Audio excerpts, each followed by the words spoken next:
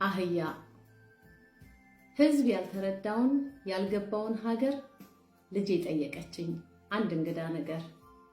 ሰው ጥሩ ሲሰራ አንበሳ ይባላል፣ መጥፎ ነገር ደግሞ አህያ ያስብላል።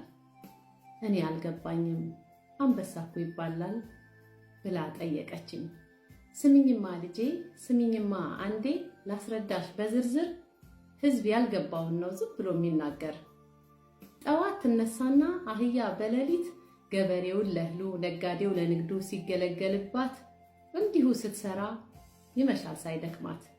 አንበሳ ከ24 ሰዓት 20ውን ተኝቶ ተመልሶ ይተኛል በረዓቱ ሰዓት ውስጥ ያገኘውን በልቶ። ሰነፍ ነው አንበሳ አህያ ናት ብርቱ፣ ያተራው ውሸት ነው ይሄ ነው እውነቱ። ልጄ ተረዳችኝ ባንዴ ፊቷ በጣም ፈካ። እኔ አላውቅም ነበር እንደዚህ ነው ለካ።